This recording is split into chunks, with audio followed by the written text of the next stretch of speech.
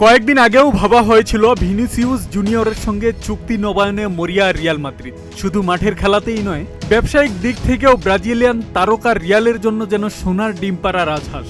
কিন্তু এখন জানা গেল উল্টো খবর। ক্রীড়াভিত্তিক সংবাদ মাধ্যম ESPN-কে সংশ্লিষ্ট সূত্রগুলো জানিয়েছে, নতুন চুক্তির বিষয়ে কোনো সমঝোতায় না পৌঁছালে ভিনিসিউসকে ক্লাব ছাড়ার সুযোগ দিতে চান রিয়াল মাদ্রিদ। চুক্তি নিয়ে সর্বশেষ প্রস্তাব আর বাড়াতে রাজি নয় মাদ্রিদের ক্লাবটি।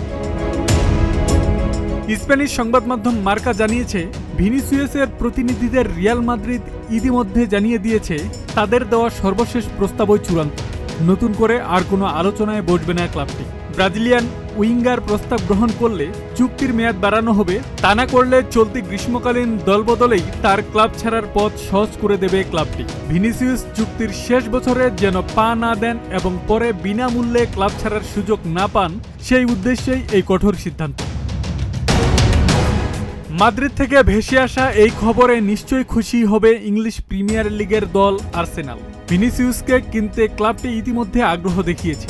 ESPN-কে সূত্র জানিয়েছে, ভিনিসিউস রিয়াল ছাড়ার সিদ্ধান্ত নিলে তাকে দলে পাওয়ার দৌড়ে সুবিধাজনক অবস্থানে থাকবে বলে মনে করছে আর্সেনাল। তবে খেলোয়াড়ের ঘনিষ্ঠ একটি সূত্রের দাবি, ইংলিশ প্রিমিয়ার লিগ চ্যাম্পিয়নদের সঙ্গে এখনও কোনো যোগাযোগ হয়নি। ব্রাজিলিয়ান তারকাকে কিনতে আর্সেনাল যে আগ্রহী এবং এই দলবদলের সম্ভাব্যতা পরীক্ষা করে দেখছে, তা আগে জানিয়েছিল ESPN। আব্দুস সালাম, প্রজন্ম 24।